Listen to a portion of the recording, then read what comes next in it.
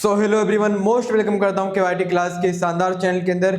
साथियों, आज हम बात करने वाले हैं, जैसे कि आपको दिख रहा है, आज हम बात करेंगे आर्मी अग्निवीर 2027 के बारे में। जो आपकी भर्तियां होंगी किस तरह से होंगी, और उसके अंदर हम बात करने वाले हैं आज आपके फॉर्म वगैरह कब आते हैं, आपका एग्ज़ाम का पैटर्न क्या होता है, फिजिकल वगैरह कैसे होते हैं, मेडिकल कैसे होते हैं। जैसे मैं हर एक इन्फॉर्मेशन लेके आया हूँ, हर एक विद्यार्थी को इसके बारे में जानकारी होनी जरूरी है, जो लोग इस बारे में तैयारी कर रहे हैं। और साथियों, आपको अगर देश की सेवा के लिए जाना है तो आपको बढ़िया तैयारी करनी पड़ेगी।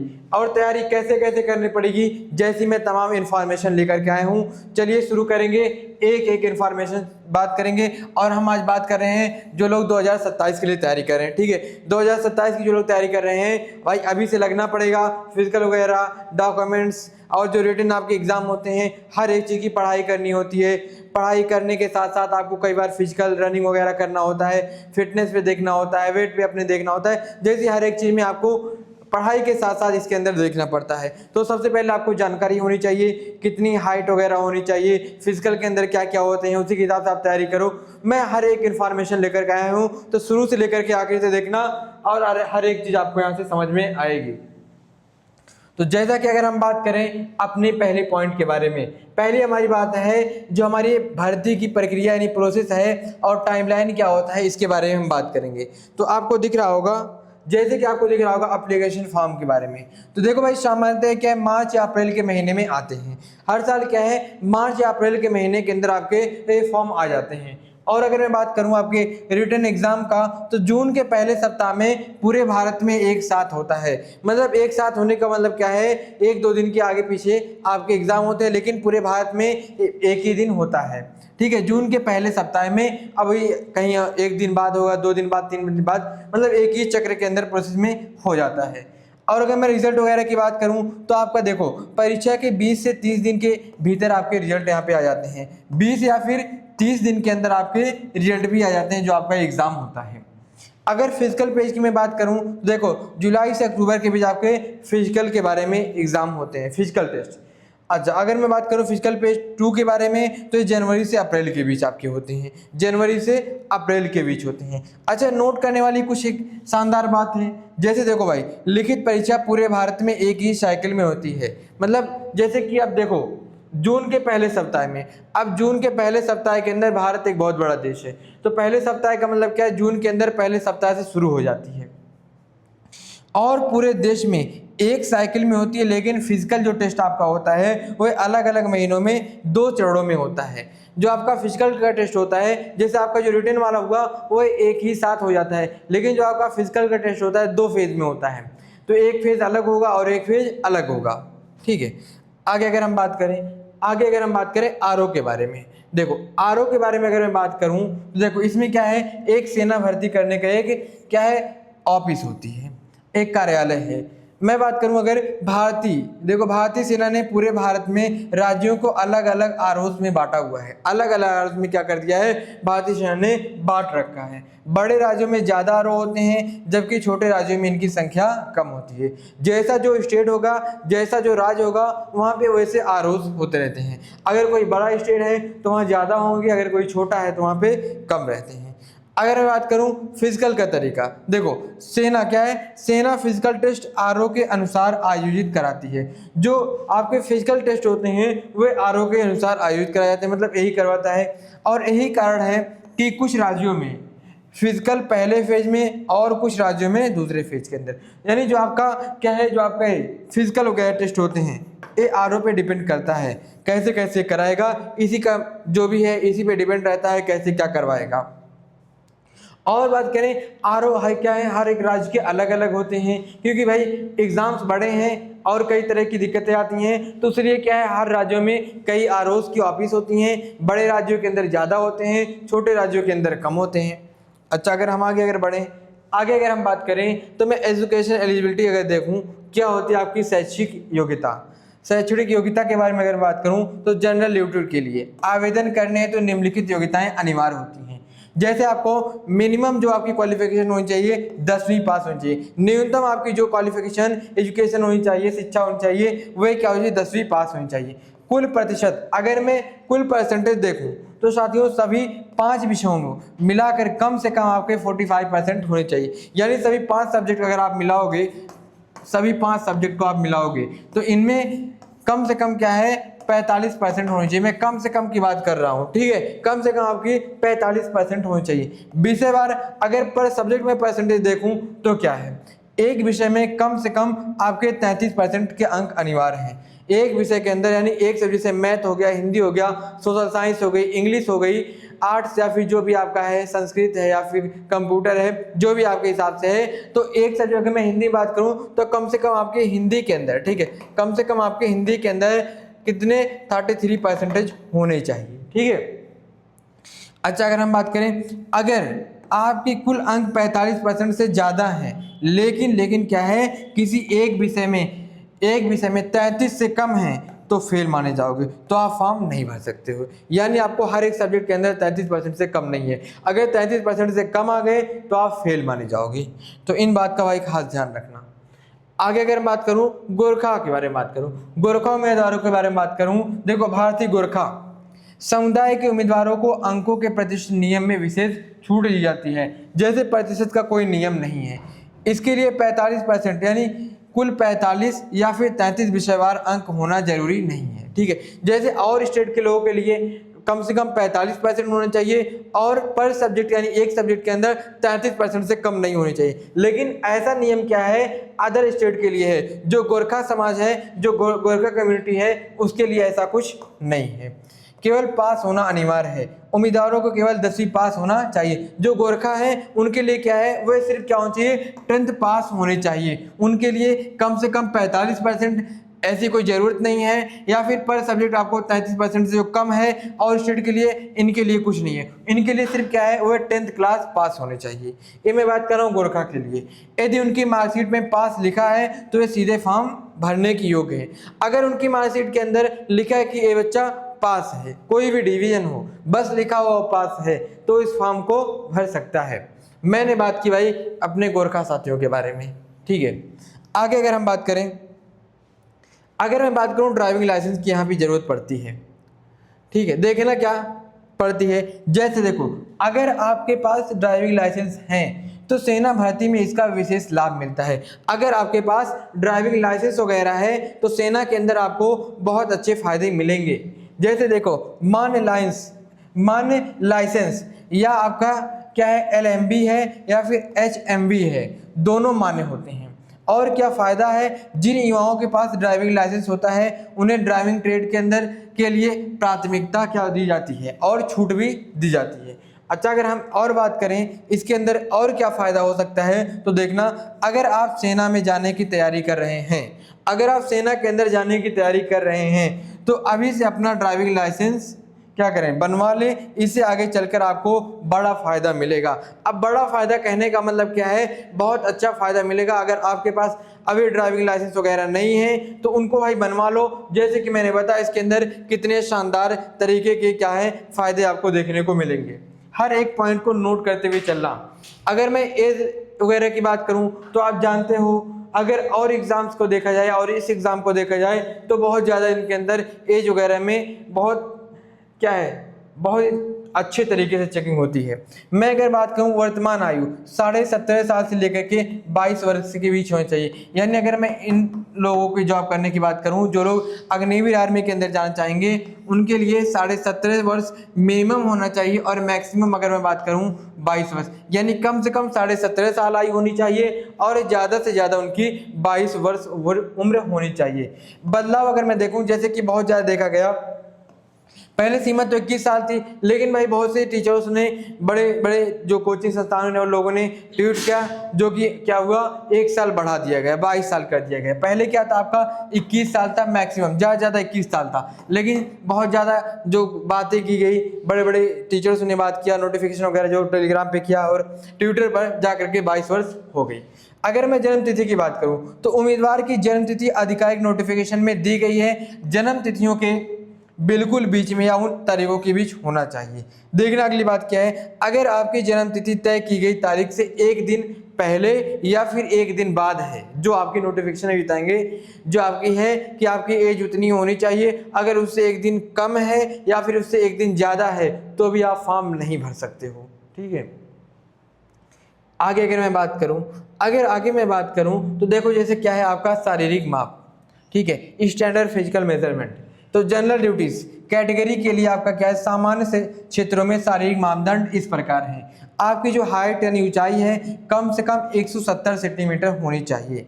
अगर मैं चेस्ट की नॉर्मल बात करूं तो बिना फुलाई आपकी बिना जो चेस्ट है बिना फुलाई इसकी कितनी होनी चाहिए, आपकी 77 सेंटीमीटर होनी चाहिए। बिना चेस्ट को फुलाए हुए कितनी 77 सेंटीमीटर होनी चाहिए। अगर हम बात करें छाती का फुलाव, अगर मैं बात करूं बिना छाती फुलाए हुए 77 सेंटीमीटर होनी चाहिए। अगर फुला के देखी जाए तो कितनी, छाती को कम से कम 5 सेंटीमीटर आपको फुलाना है। ठीक है, इतना अनिवार्य है, यानी फुलाने के बाद आपका 82 सेंटीमीटर हो जाएगा। आप जब छाती को फुलाओगे तो आपका 82 सेंटीमीटर हो जाएगा। कुछ विशेष क्षेत्रों और वर्गों को इसमें छूट मिलती है, जिसे आगे बताया जाएगा। अब देखो कहाँ पे इन लोगों को छूट मिलती है, किन लोगों को। अगर आगे हम बात करें तो आपको दिखेगा ऊंचाई और उम्र के अनुसार वजन। जैसे क्या है, सेना में वजन केवल ऊंचाई नहीं बल्कि उम्र के आधार पर भी मापा जाता है। जो सेना में है उसमें वजन केवल ऊंचाई ही नहीं बल्कि क्या है, उम्र मिनिमम मैक्सिमम के रेशियो से के आधार पर मापी जाती है। उदाहरण के लिए यदि उम्मीदवार की ऊंचाई 171 सेंटीमीटर है तो अगर देखो उम्र अगर 17 से 20 साल के बीच है तो उसका जो न्यूनतम वजन है 52 किलो 600 ग्राम होना चाहिए और अधिकतम मैक्सिमम वेट उसका 64 किलो 300 ग्राम होना चाहिए। अगर कोई व्यक्ति 20 साल से लेकर 30 साल के बीच है तो छूट वालों के लिए क्या है, उनकी जो कम से कम वजन 52 किलो 600 ग्राम और ज़्यादा से ज़्यादा क्या होना चाहिए, 67 किलो 300 ग्राम होना चाहिए। अगर आगे मैं बात करूं तो देखो उम्मीदवार अक्सर केवल कम वजन के कारण नहीं बल्कि अधिक वजन होने के कारण भी बाहर हो जाते हैं। अपनी श्रेणी के अनुसार वजन क्या करें, आपको मेंटेन रखें। आपका जो कैटेगरी है उसके अनुसार आपको अपने वजन वेट को आप मेंटेन रख सकते हो। क्या होता है, अक्सर उम्मीदवार अक्सर केवल कम वजन के कारण नहीं होते हैं, वजन ज़्यादा भी होने के कारण भी हो जाते हैं, ऐसा भी देखने को मिलता है। और तमाम चीज़ की दिक्कतें आती हैं, हाइट वगैरह हो गया, मेडिकल में कोई गलती आ गई तो वहाँ भी इनको निकलना पड़ता है बाहर। अगर मैं बात करूँ शारीरिक माप में छूट क्या मिलेगा, अगर शारीरिक जैसे देखो अगर मान्यता प्राप्त खिलाड़ी है, अगर कोई क्या है प्लेयर है, कोई खिलाड़ी है जैसे कि इंटरनेशनल लेवल का हो, नेशनल लेवल का हो, स्टेट लेवल का हो, डिस्ट्रिक्ट या फिर कॉलेज लेवल, कॉलेज या स्कूल या फिर स्टेट का हो, जैसे क्या कोई कॉलेज और स्कूल लेवल का, स्टेट लेवल का या फिर डिस्ट्रिक्ट लेवल का है तो इन लोगों के लिए क्या है विशेष रूप से छूट दी जाती है। ऊंचाई के अंदर देखो कितनी छूट, आपको 2 सेंटीमीटर की छूट मिलेगी। छाती चेस्ट के अंदर आपको 3 सेंटीमीटर की छूट मिलेगी। अगर वजन की बात करूं तो आपको पूरे 5 केजी की छूट मिलती है। अगर कोई प्लेयर क्या है international, national, state, district, college, school या फिर स्टेट लेवल का प्लेयर है तब उसको इतनी छूटें मिलेंगी। लद्दाख के निम्नलिखित और गोरखाओं को भी अलग श्रेणी की छूट के नियम लागू होते हैं। देखेंगे आगे साथियों, आगे देखेंगे।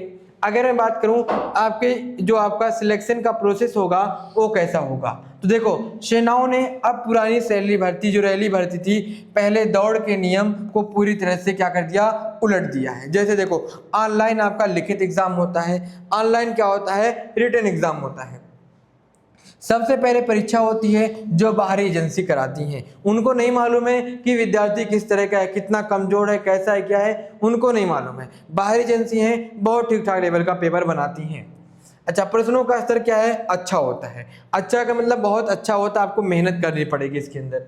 और क्या रिजल्ट की मैं बात करूं तो परीक्षा के आधार पर शॉर्ट लिस्ट किए गए युवकों की सूची आती है। जो क्या है शॉर्ट लिस्ट किए गए हैं उन युवाओं की सूची एक आती है। और फिजिकल टेस्ट, अगर केवल लिखित परीक्षा पास करने वालों को दौड़ के लिए बुलाया जाता है। देखो क्या है, केवल लिखित परीक्षा जो पास करते हैं उन्हीं को क्या है दौड़ के लिए बुलाया जाता है। अगर कोई विद्यार्थी नहीं पास किया तो उसको नहीं बुलाया जाएगा। और क्या मेडिकल जांच, फिजिकल पास करने वालों को उसी समय मेडिकल होता है। ठीक है, तो आपको स्टेप बाय स्टेप जो एग्जाम हो रहे हैं सबको पास करोगे तभी आगे बढ़ पाओगे। अगर एक भी एग्जाम फेल हुए तो फिर भाई बाहर हो गए। ठीक है, आगे अगर हम बात करें, आगे अगर हम बात करें तो देखना इसके अंदर क्या है, क्या निम्नलिखित परीक्षाओं का जो पैटर्न है। देखो आपके टोटल क्या है 50 क्वेश्चंस आते हैं, जो क्वेश्चंस आपके आते हैं 50 आते हैं, कुल अंक आपका आता है 100 नंबर का, प्रत्येक प्रश्न आपके 2 नंबर के होंगे, और क्या आपका समय 1 घंटे मिलता है। नेगेटिव मार्किंग आपके इस एग्जाम के अंदर होती है, ठीक है। देख लो यानी आपका देखो भाई, देखो जैसे कि मैंने बात किया कि आपके जो क्वेश्चंस आते हैं कितने आते हैं, 50 क्वेश्चंस आते हैं, ठीक है। अगर मैं टाइम की बात करूं, टाइम की अगर मैं बात करूं तो 1 आवर्स आपको मिलेगा, यानी 60 मिनट आपको मिलता है। और एक क्वेश्चन आपका क्या होता है 2 नंबर का होता है, ठीक है, 2 नंबर का होता है, और साथ में क्या है नेगेटिव मार्किंग भी आपको देनी पड़ेगी, यहाँ पे नेगेटिव मार्किंग होता है।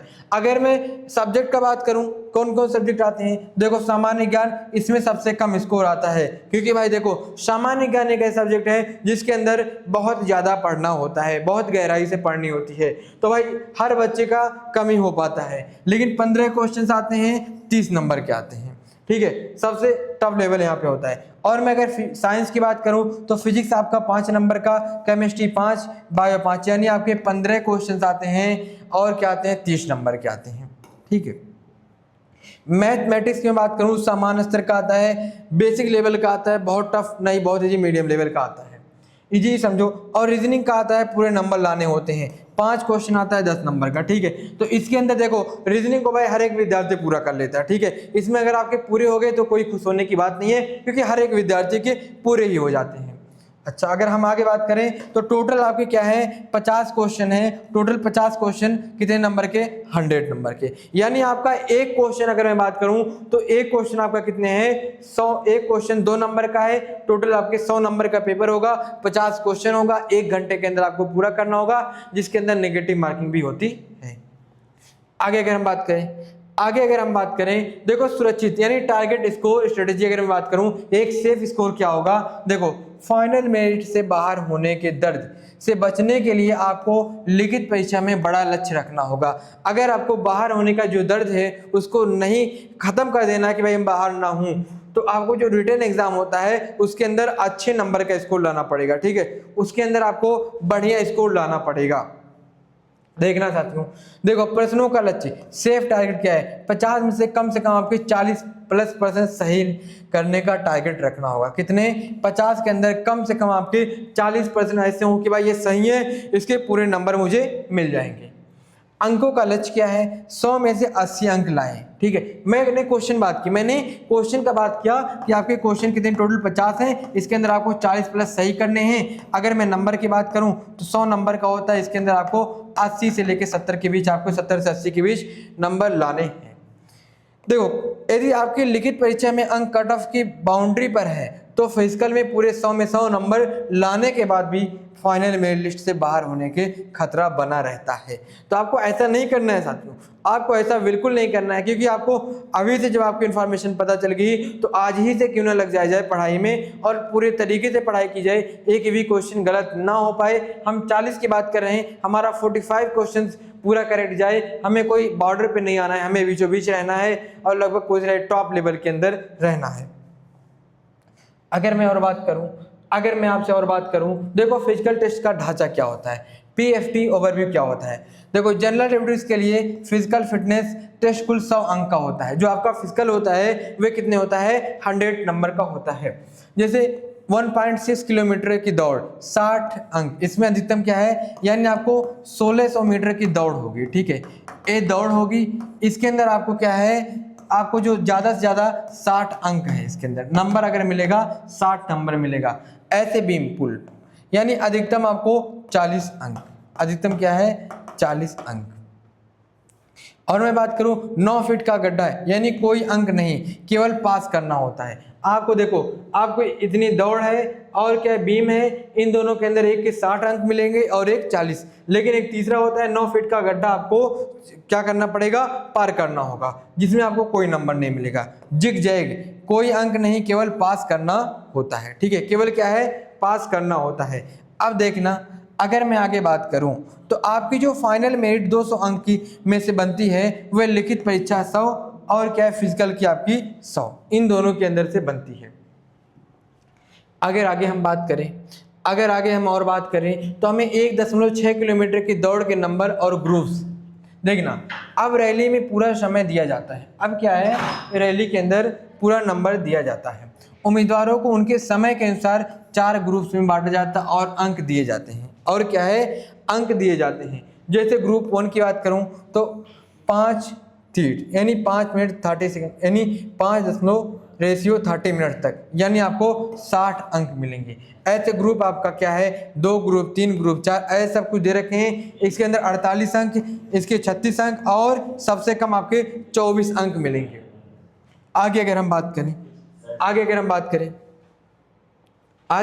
करें देखो, एक तो हमारा क्या था, बीम यानी फौज की कमांड, जो फौजी के कमांड हैं, कमांड लगाने पर होते हैं। ये जो आपका है, जो फौजी हैं उनके कमांड लगाने पर होता है। और झटके से लगाए गए बीम मान्य नहीं होते। जो झटके से लगाए जाते हैं बीम वह मान्य नहीं होते हैं। अगर मैं बात करूं इसके अंदर तो देखो, लगाए गए बीम अगर 10 बीम है तो आपके पूरे नंबर 40 मिलेंगे। अगर 9 बीम है तो आपको 33 अंक मिलेंगे। अगर 8 बीम है तो आपको 27 अंक मिलेंगे। 7 बीम है तो 21 अंक। अगर 6 बीम है तो आपके 16 अंक। ठीक है, तो ऐसे आपके नंबर मिलते हैं आपके बीम के ऊपर। आपके टोटल देखो, टोटल कितने हैं, 10 बीम होते हैं और झटके के साथ लगाना नहीं है, इस बात का भी खास ध्यान आपको रखना पड़ेगा। और जितने बीम लगाओगे, जैसे 10, 9, 8, 7, 6, तो उसी के हिसाब से आपको नंबर मिलता है। उतने हिसाब से आपको नंबर जो आपके हैं वो मिलते हैं। अब देखना, अगली बात हमारी क्या है, केवल पास करने वाले टेस्ट जो आपको सिर्फ पास करने हैं। इन 2 फिजिकल टेस्ट में कोई अंक नहीं मिलता है, 0 नंबर नहीं जुड़ते हैं, लेकिन इन्हें पास करना अनिवार्य है। इनमें फेल होने पर सीधे बाहर कर दिए जाते हैं। 2 ऐसे फिजिकल के टेस्ट होते हैं जहां सिर्फ और सिर्फ आपको पास करने होते हैं। अगर आप पास कर लेंगे ठीक है, अगर फेल कर गए तो फिर बाहर चले जाओगे। देखना भाई, जैसे 9 फीट की आपकी जो गड्ढे की कूद है, उम्मीदवार को दौड़ते हुए आकर 9 फीट के गड्ढे को दौड़ लगा के पार करना है। और क्या है, जिग जैग टेढ़ा मेढ़ा चलना, एक सकरे ऊंची लकड़ी के पट्टे पर जिग जैग कर संतुलन बनाकर चलना होता है। ये 2 एग्जाम्स हैं जिनमें आपको 0 नंबर मिलने वाले हैं, लेकिन पास करना बहुत जरूरी है। अगर पास नहीं करोगे तो फिर सीधे बाहर का रास्ता दिखा देंगे। आगे अगर हम बात करें बोनस अंक, रिलैक्सेशन और खेल। अगर योग्य उम्मीदवारों को फाइनल मेरिट लिस्ट में सीधे अतिरिक्त बोनस अंक दिए गए जाते हैं।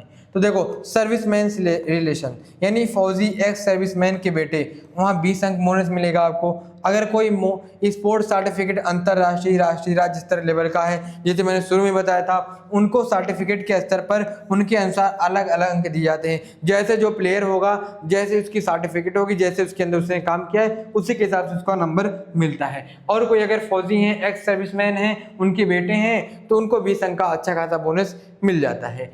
अगर बोनस अंक एनसीसी सर्टिफिकेट के बारे में बात करूं, एनसीसी के बारे में जो लोग आर्मी एयर पुलिस के अंदर जाना चाहते हैं, वो लोग अक्सर और कई अदर एग्जाम देना चाहते हैं, वो लोग भी आजकल एनसीसी को ज्वाइन कर लेते हैं।